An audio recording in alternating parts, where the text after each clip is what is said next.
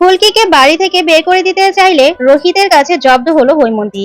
হ্যাঁ বন্ধুরা, এমনটাই দেখা যাবে, তাই সম্পূর্ণ জানতে ভিডিওটিতে লাইক দেওয়া, চ্যানেলটি সাবস্ক্রাইব করে দেখতে থাকো। গল্পের শুরুতেই দেখা যাবে রুদ্র সবার সামনে বলতে থাকে, আমার জন্য আমার কথা বলে পুলিশের কাছে কে সন্দেহ ঢুকিয়েছিল জানো? এই যে তোমাদের ফুলকি দাস। যা শুনে সবাই অবাক হয়ে যায়। তারপরে ফুলকি অবাক হয়ে তাকিয়ে থাকে। তারপরে রুদ্র বলতে থাকে যে কি বলেছে জানো? পুলিশকে বলেছে যে আমার সাথে নাকি রাজা বাবু যোগাযোগ আছে, আমি নাকি রাজা বাবুকে চিনি। এই কথা বলে পুলিশকে সন্দেহ ঢুকিয়ে দিয়েছে। সেই জন্য তো পুলিশ আমাকে ধরে নিয়ে গেছিল জেরা করার জন্য। তারপরে এই কথাগুলো শুনে সবাই অবাক হয়ে যায়। তারপরে শালিনী বলতে থাকে, ফুলকি তুমি এসব কিছু করেছো? সিরিয়াসলি আমি ভাবতেই পারছি না, তুমি রুদ্রদাকে সন্দেহ করলে। রুদ্রদাকে কি হিসেবে তুমি সন্দেহ করলে বলো তো? তখনই ঈশিতা বলতে থাকে, শুধু কি ও সন্দেহ করেছে? ও শুধু সন্দেহ করেনি, লাবু দিদির মনেও এই যে রুদ্রদার সম্পর্কে বাজে বাজে কথা বলে সন্দেহ ঢুকিয়ে দিয়েছে। তাই তো লাবু দিদি এমন একটা বিপদের সময় রুদ্রদার পাশে এসে দাঁড়ায়নি। যা শুনে হৈমন্তী রেগে যায় আর সবাই অবাক হয়ে তাকিয়ে থাকে। তারপরে দেখা যাবে ওইদিকে লাবুও ঈশিতার কথাগুলো শুনে অবাক হয়ে যায়। তারপরে হৈমন্তী বলতে থাকে, ফুলকি দাস দাঁড়াও, তোমার হচ্ছে। এই বলে ফুলকির কাছে গিয়ে বলতে থাকে, তোমার এত বড় সাহস, তোমাকে এখন চর মেরে তোমার দাঁতগুলো আমি ফেলে দেবো। এই বলে চর দিতে গেলে তখনই রোহিত এসে হাতটা ধরে ফেলে। যা দেখে সবাই অবাক হয়ে যায়। তারপরে শালিনী বলতে থাকে, রোহিত তুমি কি না শেষ পর্যন্ত জেঠুমনির হাতটা ধরে ফেললে? তোমার তো এই সময় ফুলকিকে শাসন করা উচিত, আর তুমি জেঠুমনিকে শাসন করা থেকে তুমি আটকে দিলে। তখন রোহিত বলতে থাকে, কি শাসন করবে? হ্যাঁ, কি শাসন করবে? ফুলকি হ্যাঁ একটা ভুল করে ফেলেছে, ভুল তো হতেই পারে তাই না? তার মানে এই নয় যে পুলিশের কাছে কোনো এভিডেন্স ছিল না, পুলিশের কাছেও যথেষ্ট পরিমাণ এভিডেন্স ছিল। তার ভিত্তিতে পুলিশ রুদ্রকে ধরে নিয়ে গেছিল। শুধুমাত্র ফুলকি সন্দেহের বশে তো নয়। তাহলে একা ফুলকি দাস কেন চড় খাবে? ফুলকি দাসকে মারার এখানে কিছুই হয়ে যায়নি। যদি পুলিশ সন্দেহ করে তাতে দোষ না হলে ফুলকি দাস সন্দেহ করেছে একবার, তাতে দোষ হয়নি। ঠিক আছে, যা শুনে হৈমন্তী অবাক হয়ে যায়। আর এইদিকে রোহিত যে ফুলকি পাশে দাঁড়িয়েছে সেই জন্য অরুণা খুব খুশি হয়ে যায়। আর ওইদিকে মাস্টার মশাইও খুশি হয়। তারপরে দেখা যাবে হৈমন্তী অরুণাকে বলছে, মেজো বউ দেখেছো তোমার ছেলে সাহস, ফুলকির হয়ে আমার সামনে এরকম দাঁড়িয়ে কথা বলছে। ফুলকিটা এতবার পেরেছে না, তার মধ্যে রোহিত আবার ওকে আশকারা দিচ্ছে। তখনই এই কথা শুনে অরুণা বলতে থাকে, ফুলকি ওকে বাঁচিয়েছো তো দিদি। আর তাছাড়া ফুলকির বদনামটা মুছে দিয়েছে, তাই আমার ছেলে ওর বউয়ের পাশে দাঁড়ানো শিখে গেছে, বউয়ের হয়ে কথা বলা শিখে গেছে। যা শুনে সবাই অবাক হয়ে তাকিয়ে থাকে।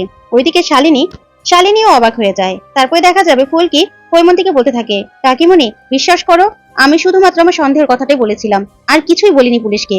তখন হৈমন্তী বলতে থাকে, এত বড় সাহস আমার মেয়ের জামাইকে সন্দেহ করা? এত বড় সাহস তোমাকে কে দিয়েছে? আবার বড় বড় কথা বলছো? না, এই ফুলকি দাসের এইসব বাদরামো আমি আর সহ্য করতে পারবো না। আজকে সব কিছুর বাঁধ ভেঙে গেছে। আজকে এই অন্যায় কিছুতেই সহ্য করা যাবে না।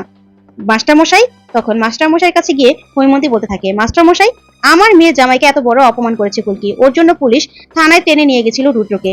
রুদ্র এখন কতটা রেগে আছে তুমি দেখো, ও এসে পর্যন্ত লাবুর দিকে পর্যন্ত তাকায়নি। কতটা রেগে আছে, আমার মেয়ের সংসারটা পর্যন্ত ভেঙে যাচ্ছে। তুমি কি এখনো চুপ করে থাকবে? বলো, তুমি চুপ করে থাকবে? আজকে এটার ফয়সালা তোমাকে করতেই হবে। এই বলে হৈমন্তী বলে ওঠে, মাস্টার মশাই তুমি এই বাড়ি থেকে ওকে বের করে দাও। যা শুনে পুরো চমকে যায় সবাই। তখন লাবু বলতে থাকে, মা তুমি এটা কি বলছো? তুমি কিন্তু খুব অন্যায় করে ফেলছো, তুমি এটা কি আবদার করছো তুমি? তখন হৈমন্তী বলতে থাকে, তুই বেশি বুঝিস না লাবু, আমি যেটা বলেছি একদম ঠিক বলেছি। এই মেয়ে কিছুতেই এ বাড়িতে থাকতে পারবে না।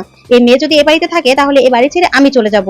যা শুনে সবাই চমকে যায়। আর ওইদিকে খুশি হয়ে যায় রুদ্র, শালিনী আর ঈশিতা। তারপরে দেখা যাবে, তারপরে হৈমন্তী বলতে থাকে, কত বড় সাহস, ও রুদ্রর ব্যাপারে পুলিশকে ভুল বুঝিয়েছিল। ও ভুল বুঝিয়েছিল মিথ্যে একটা কথা বলে, মিথ্যে সন্দেহ করে। না, ও এ বাড়িতে কিছুতেই থাকতে পারবে না। তখনই রোহিত বলে ওঠে, কেন জেঠিমণি, ভুল ধারণা কি একমাত্র ফুলকিই করেছে? ভুল সন্দেহ কি ফুলকিই করেছে? তুমি যে আমাকে ভুল সন্দেহ করে সারাটা জীবন শেষ করে দিচ্ছ। আমি আমার দাদাকে খুন করিনি এই কথাটা আমি কতবার বলেছি, কিন্তু তুমি কি বিশ্বাস করেছো? তুমি তো বিশ্বাস করোনি। তখনই ধানু এগিয়ে আসার পরে, দাদা ভাই তুই কি করছিস বলতো? চল উপরে চল, তুই যাবি। তখন রোহিত ধানুকে ঝাড়া দিয়ে সরিয়ে দিয়ে বলতে থাকে, কেন না, আমি আজকে উপরে যাব না, আমি থামবো না। কেন? জেঠিমণি তো সেই শুরু থেকে একটা ভুল সন্দেহ নিয়ে আমার আমার সাথে কথা পর্যন্ত বলে না, সারাটা জীবন কাটিয়ে দিচ্ছে। তাহলে তাহলে ফুলকি একটা মাত্র সন্দেহ করেছে, তাতে কি হয়েছে? ও তো ছেলে মানুষ, ও একটা সন্দেহ করতেই পারে। ও সন্দেহ করেছে, সেটা ঠিক হয়নি, তাতে ভুল প্রমাণিত হয়েছে। তাতে কি এমন হয়েছে যে ফুলকিকে বাড়ি থেকে বের করে দিতে হবে? যা শুনে হৈমন্তী রোহিতের দিকে অবাক হয়ে তাকিয়ে থাকে। তারপরে রোহিত বলতে থাকে, আমার দাদা ভাইকে আমি খুন করিনি। দাদা ভাইয়ের মৃত্যুর সাথে আমার কোনো হাত নেই, সেটা আমি কতবার বলেছি, কিন্তু তুমি কি বিশ্বাস করেছো? তুমি তো বিশ্বাস করোনি।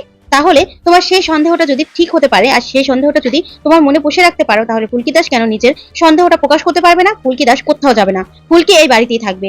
যা শুনে খুব খুশি হয় সবাই। তখন জেঠু মনেও বলতে থাকে, আমিও সেটাই বলছি, ফুলকি কোথাও যাবে না, ফুলকি এই বাড়িতে থাকবে। তখনই রুদ্র মনে মনে বলতে থাকে, রোহিত পর্যন্ত ফুলকির পাশে দাঁড়িয়ে আজকে ফুলকিকে বাঁচিয়ে দিল, তাই না? কাউকে ছাড়বো না, আমি কাউকে ছাড়বো না।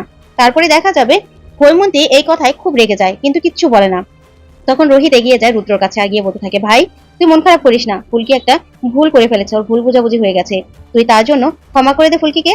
তুই তো এত ছোট মনে মানুষ না যে তুই এতে রাগ করবি। তাহলে চল ভিতরে আয়, থানু তো জামাইবাবুকে ভিতরে নিয়ে যা, সবাই মিলে টেনে নিয়ে যা। আর বৌদি, তুমি রুদ্রের পছন্দের একটা খাবার বানাও তো, কি বানাবে? হালুয়া? হালুয়া খাবি তো? আচ্ছা আমিও খাবো। এই বলে রুদ্রকে টেনে ভিতরে নিয়ে যায়। তখন ফুলকি খুব খুশি হয়ে যায় রোহিত ওর পাশে দাঁড়ানোতে। তখন ফুলকি মনে মনে বলতে থাকে, মা কালী, স্যার আমার হয়ে কথা বললো, স্যার আমার এ বাড়ি থেকে চলে যাওয়া আটকে দিল, তুমি দেখো মা কালী। তারপরে ফুলকি বলতে থাকে, না না, জামাইবাবু যে নির্দোষ সেটা আমি কিছুতেই মানতে পারছি না মা কালী। জামাইবাবুর সাথে যে রাজাবাবুর কোনো সম্পর্ক নেই সেটা আমি কিছুতেই মানতে পারছি না। এটা নিশ্চয়ই জামাইবাবুর কোনো কারসাজি। আমি কি করে প্রমাণ করব? আমার তো মন বলছে যে জামাইবাবুই রাজাবাবু, আমি এটা কি করে প্রমাণ করব? না না, আমাকে ছোট্ট একটা পরীক্ষা করে দেখতে হবে। যদি সেটাতে দেখি যে জামাইবাবুই রাজাবাবু, তাহলে তো আমার সন্দেহ ঠিক। আর যদি দেখি যে না, ভুল সন্দেহ করেছিলাম, তাহলে মা কালী তুমি দেখো আমি যেন এবার সঠিক পথে যেতে পারি। এই ভেবে ফুলকি মন স্থির করে নেয়। তারপরে দেখা যাবে রুদ্র বসে আছে, রোহিতও বসে আছে, ওইদিকে লাবু আর পারমিতা রান্না করছে। তখন লাবুকে দেখে পারমিতা বলতে থাকে, কিরে লাবু, তুই কি চিন্তা করছিস? তুই এত ভয় পাচ্ছিস কেন? রুদ্রদা বাড়ি ফিরে এসেছে, তুই তো খুশি হবি, তুই ভয় পাচ্ছিস কেন? তখন লাবু বলতে থাকে, না না, কি করে ভয় ভয় পাবো না বলতো? রুদ্র রেগে গেলে কত যে সাংঘাতিক হতে পারে সেটা তো আমি জানি। তখন পারমিতা বলে, কেন, ওকে তোর উপরে এখনো হাত তোলে? তখন লাবু বলে, না না, সেটা করে না, তারপরেও। তখন পারমিতা বলে, সত্যি তো এখন হাত তোলে না, ওরকম কিছু হয় না? তখন লাবু বলতে থাকে, না ওরকম কিছু হয় না। তারপরেই লাবুকে পারমিতা বলতে থাকে, যা হালুয়াটা বেড়ে নাও। তখন ফুলকি আসার এসে বলে, দিদি আমি কোনো হেল্প করবো?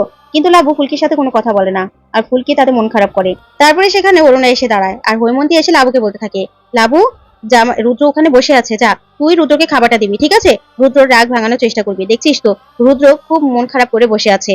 যেটা করেছো সেটা কিন্তু আর করা উচিত হয়নি, তোমার ভুল হয়েছে। তুমি কেন জামাইয়ের পাশে দাঁড়াওনি এরকম একটা বিপদের সময়? তুমি কিন্তু রুদ্রর মুখে মুখে আর কথা বলবে না, ঠিক আছে? তখনই লাবু আর কিছুই বলে না। তারপরে এইদিকে ফুলকিকে দেখেই হৈমন্তী বলতে থাকে, মেজো বউ, তোমার বউকে বলে দেবে যেন আমার মেয়ের সংসারটা আর ভাঙার চেষ্টা না করে, ঠিক আছে? যা শুনে ফুলকি খুব মন খারাপ করে। কিন্তু হৈমন্তী এই কথা বলেই রুদ্র কাছে যায়। আর লাবু খাবারটা নিয়ে গেলে, লাবু সামনে খাবারটা দিলেই তখন হৈমন্তী বলতে থাকে যে, রুদ্র বাবা আর মন খারাপ করো না, একটু কিছু মুখে দিয়ে নাও। তখন রুদ্র মনে মনে বলতে থাকে, এখন খুব আদর করা হচ্ছে তাই না? তখন আমাকে সবাই মিলে ধরিয়ে দিয়েছিলে, আর ফুলকিকে আজকে বাঁচিয়ে দিল রোহিত, ফুলকির হয়ে কথা বললো, ফুলকিকে বাড়ি থেকে বের করতেও দিল না। এর সবার শোধ আমি নেব, সবাইকে আমি মজা দেখাবো। তখন মনে মনে এই কথাগুলো ভাবতে থাকে। তখন লাবু বলে, কি গো, খাচ্ছ না কেন? খাও, একটু কিছু মুখে দাও। তখন রুদ্র হৈমন্তীকে বলতে থাকে, মা শুধুমাত্র তুমি বলার কারণে আমি একটু কিছু মুখে দিচ্ছি, না হলে আমার মুখে দেওয়ার কোনো ইচ্ছেই ছিল না। তারপরে রুদ্র একটুখানি হালুয়া আর লুচি মুখে দিলেই ওর ভীষণ লেগে যায়। তখন হৈমন্তী বলতে থাকে, লাবু জল নিয়ে আয়, জল নিয়ে আয়। তখন দৌড়ে সবাই জল আনতে গেলে ওইদিকে ফুলকি এক গ্লাস জল এনেই বলতে থাকে, রাজাবাবু নিন। তখনই রুদ্র ফুলকির দিকে তাকায়। তখন রুদ্র মনে মনে রাজাবাবু নামটা শুনে রেগে যায় ফুলকির উপর, আর বলে, কি বললে তুমি? তখন ফুলকি বলে, আমি তো জামাইবাবুই বললাম, কেন আপনি কি অন্য কিছু শুনলেন? তখনই রুদ্র দাঁড়িয়ে বলতে থাকে, তোমাকে আমার কাছে কে আসতে বলেছে? এত বড় সাহস, তুমি এখানে এসেছো? এত বড় সাহস তোমাকে কে দিয়েছে? তখনই লাবু আর হৈমন্তী চলে আসে। হৈমন্তী এসে বলে, তুমি এখানে কেন এসেছো? এখান থেকে যাও। তারপর রুদ্র রেগে ওখান থেকে বেরিয়ে গেলে লাবুর পিছন পিছন ছুটে চলে যায়। তারপরে ফুলকি বলতে থাকে, আচ্ছা দিদি, পান্ডে কাকা তো চলে যাবে, তাই খাবার টাবার দেবে না? ওরা চলে যাবে, কিছু খাবার তো দেওয়া উচিত। তারপরেই ওইদিকে রোহিত বলতে থাকে, দিদি ওকে যে কি দিয়ে তৈরি করেছে ভগবানই জানে, ওকে আস্তে ধীরে তৈরি করেছে, ওর মনে কিছুই হয় না। তখন ফুলকি বলে, জামাইবাবুর রাগ দেখে তো আর এমনিতে বসে থাকলে কিছু হবে না স্যার, বলুন। তখন রোহিত অবাক হয়ে যায় ফুলকির কথা শুনে।